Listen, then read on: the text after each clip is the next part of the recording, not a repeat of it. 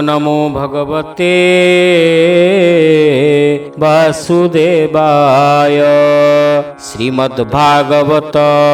दशम स्कंध त्रिचत्वारिंशोऽध्याय।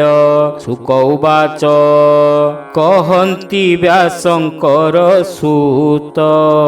शुण परीक्ष भागवत अक्रूर शिरे कर देई बोलन्ति कृष्णंकु अनाई नमस्ते अनादि पुरुष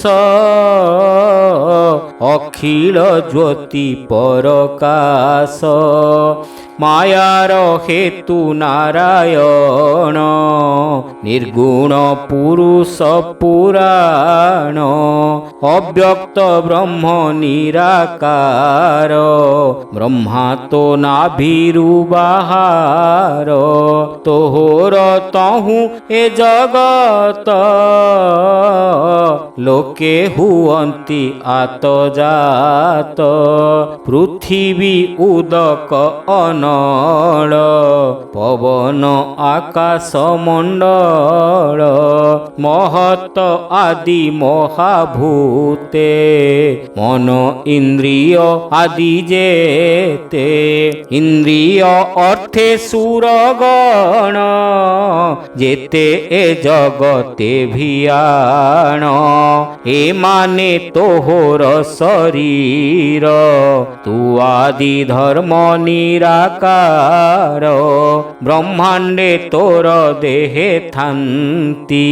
तोहर रूप न जानन्ति त्रिगुणे ब्रह्मा जड़ होई तोर स्वरूप न जानई सनक आदि जोगी जने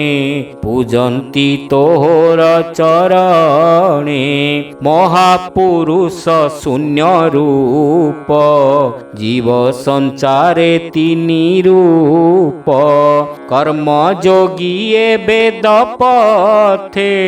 तोते पूजन्ति यज्ञ मते अखिल कर्म देई तोते ज्ञानी सेवन्ति जोग मते निश्चल समाधिरे मन तोर चरणे करी ध्यान जे पूजन्ति दीक्षा मते तोते देखन्ति से जगते अनेक रूपे एक रूपी तोते जानिबो के निरूपी शिव पुराण रौकते के तोते भजे शिव मते अनेक ऋषिंक समेते शंकर पूजु थान्ति तोते तु नाथ सर्वदेवमये सर्वे भजन्ति तोर पाए नाना देवंकु से भजन्ति से भिन्न बुद्धि आचरन्ति अनेक कर्म जोगे भ्रमी फुटी हुअन्ति पथश्रमी नदी पूरन्ति वृष्टि काले समुद्रे हुन्ति एक मेले सर्वदेवता पूजा जेते भजन तोर पाद गते तोर प्रकृति तहु जात तामस रज गुण सत्व इंद्रिय गुण गळे छंदी जंतु ए माया जड़े बंदी तोते पाइबे अबा काहीं तोहर आदि अंत नाही नमस्ते प्रभु ज्ञान आखि सकल बुद्धिंकर साक्षी हरि हरि बोला। देव मनुष्य पशु आदि तो माया बड़े सर्वे बंदी अनल तोर मुखु जात चरणु अवनि संभूत आदित्य तोहर नयन नाभिरु प्रकाश गगन श्रवणु तोर दश दिश शिर तोहर स्वर्ग देश भुज तो दश दिगपाल उदर ବଡ଼ ବା ଅନଳ ପଞ୍ଚ ପବନ ତୋର ପ୍ରାଣ ରୋମ ଔଷଧି ବୃକ୍ଷ ପୁଣ ମେଘ ତୋହର କେଶ ଶିର ତୋ ନଖ ଅସ୍ଥି ଗିରିବର ନିମିଷ ହୋନ୍ତି ଦିବା ରାତ୍ରି ତୋର ବୃଷଣ ପ୍ରଜାପତି ତୋହର ତେଜେ ଦେବରାଜ ବୃଷ୍ଟି କରଇ ତୋର ବୀର୍ଯ୍ୟ ଅବ୍ୟୟ ପୂର୍ଣ୍ଣ ନିରଞ୍ଜନ ତୋ ଦେହେ ଚଉଦ ଭୁବନ ବାସବ ଆଦି ଦେବଗଣେ ସ୍ଥାବର ସିଦ୍ଧ ଯେ ଚାରଣେ ବ୍ରହ୍ମାଣ୍ଡେ ତୋହର ଶରୀରେ ମଶା ଯେ ସନେ ଉଡୁମ୍ବରେ ମନର ଆଦି ଅନ୍ତରୂପୀ ଜଗତେ ଅଛୁନାଥ ବ୍ୟାପୀ ସଂସାର ଲୀଳାରେ ଶରୀର ଭୁନାଥ ଯେତେ ରୂପ ତୋର ତେଣେ ନିର୍ମଳ ହୋଇ ଚିତ୍ତ ତୋ ଯଶ ଭାବନ୍ତି ଜଗତ ନମସ୍ତେ ମତ୍ସ୍ୟ ରୂପଧାରୀ ପ୍ରଳୟ ଉଦକ ବିହାରୀ ହେ ହୟଗ୍ରୀବ ତୋ ଶରଣ ମଧୁ କଇଟ ଭଦଳନ କମଠ ରୂପୀ କଳେବର ନମସ୍ତେ ଶଙ୍ଖ ଚକ୍ରଧର ଶୁକର ରୂପେ ମହିଧରି ନମସ୍ତେ ପ୍ରଭୁ ଦଇତାରି ନୃସିଂହ ରୂପୀ ତୋ ଶରୀର ନାସିଲୁ ହିରଣ୍ୟ ଅସୁର ବାମନ ରୂପେ ବଳି ଚାପି ନମସ୍ତେ ତ୍ରିବିକ୍ରମ ରୂପୀ ଦୁଷ୍ଟ କ୍ଷତ୍ରିୟ ନିବାରଣ ନମସ୍ତେ ପ୍ରଭୁ ଭୃଗୁ ରାମ ଜାନକୀ ଛଳେ ଦାସରଥୀ କୋପେ ନାସିଲୁ ଲଙ୍କପତି ନମୋ ଗୋବିନ୍ଦ ଦାମୋଦର ଗିରି ତୋଳିଲୁ ବାମ କର ନମସ୍ତେ ବସୁଦେବ ସୁତ ରୋହିଣୀ ପୁତ୍ର ବଳବନ୍ତ ରୁକ୍ମିଣୀ ଦେବୀ ପୁତ୍ର ନାତି ନମସ୍ତେ ଯଦୁ ଭୋଜପତି ବୌଦ୍ଧ ରୂପୀ ଶୁଦ୍ଧ କର୍ମା ଅସୁର ମୋହନେ ତୋ ବାନା ମ୍ଲେଚ୍ଛ କ୍ଷତ୍ରିୟ ବଳବନ୍ତ କଳକି ରୂପେ କରୁଅନ୍ତ ତୋହର ମାୟାରେ ଜଗତ ଅଜ୍ଞାନେ ହୋଇ ଆତ ଜାତ ପର ଆପଣା ବୋଲି ହୁଡ଼ି ଭ୍ରମନ୍ତି ମାୟା ଚକ୍ରେ ପଡ଼ି ମୋହର ଆତ୍ମା ପୁତ୍ର ଘର ଦାରା ସମ୍ପଦ ବନ୍ଧୁ ମୋର ସପନ ପ୍ରାୟ ଏ ଜଗତ ଆବୋରି ଅଛି ମୋହ ପଥ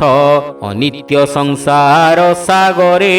ମୁଁ ଯେ ବୁଡ଼ିଲି ଦୁଃଖ ଘୋରେ ଆତ୍ମାର ଗତି ନ ଜାଣଇ ଭୋନାଥ ରଖ ଭାବଗ୍ରାହୀ ଶୀତଳ ଜଳ ଛାଡ଼ି ମୁହିଁ ମୃଗ ତୃଷ୍ଣାକୁ ଅଛି ଧାଇଁ ତୃଷିତ ହୋଇଲି ଅପାର ତୋତେ ନ ଜାଣି ଚକ୍ରଧର ଅଳପ ବଳ ନାଥ ମୋର କର୍ମ ଅଶେଷ ବଳିୟାର ମନ ପଶିଲା କର୍ମ ମେଳେ ହାରିଲି ଇନ୍ଦ୍ରିୟଙ୍କ ବଳେ ଇନ୍ଦ୍ରିୟ ଅର୍ଥେ ବିପରୀତ ହସ୍ତରୁ ପକାଇ ଅମୃତ ବିଷ ଭକ୍ଷଇ ସ୍ୱାଦୁମଣି ଆତ୍ମାର ଗତି ନ ପ୍ରମାଣୀ ମନକୁ ନ ପାରଇ ଧରି ତୁ ମୋତେ ରଖ ନରହରି ତୋହର ଚରଣ କମଳେ ଶରଣ ରଖ ମୋତେ ବେଳେ ଅଭୟ ଚରଣ ତୋହର ଅଜ୍ଞାନୀ ଜନେ ଅଗୋଚର ତୋହର ଭାବ ଯେ ଜାଣଇ ତାହାର ଦୁଃଖ ଭୟ ନାହିଁ ସଂସାର ତୁଟଇ ତାହାର ଯେ ତୋତେ କରଇ ବିଚାର ତୋର ଚରଣେ ଭଗବାନ ନିଶ୍ଚଳ କର ମୋର ମନ ଜ୍ଞାନ ବିଜ୍ଞାନ ଦାତା ରୂପୀ ସର୍ବ ସମ୍ପଦ ମାୟା ବ୍ୟାପୀ ପରମ ପୁରୁଷ ବିଧାତା ଅନନ୍ତ ରୂପ ବଳବନ୍ତା ନମଇ ପ୍ରଭୁ ବାସୁଦେବ ଭବସାଗରେ ସୁଖ ନାବ ଇନ୍ଦ୍ରିୟ ମାନଙ୍କ ଈଶ୍ୱର ଭୋନାଥ ଶରଣ ତୋହର କହଇ ଦାସ ଜଗନ୍ନାଥ ଅକ୍ରୂର ଜଳେ ଦେଖି ରଥ ଆନନ୍ଦେ କଲା ଯେତେ ସ୍ତୁତି ସୁଜନେ ଏଣେ କରମତି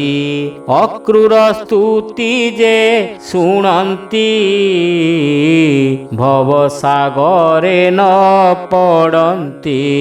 କର୍ମ ବାସନା ହୋଏ କ୍ଷୟ ତାରନ୍ତି ପ୍ରଭୁ ଦେବରାୟ ଭାବେ କର୍ମ ବାସନା ହୋଏ କ୍ଷୟ ଭାବେ ତାରନ୍ତି ପ୍ରଭୁ ଦେବରାୟ। ହରି ହରି ବୋଲ।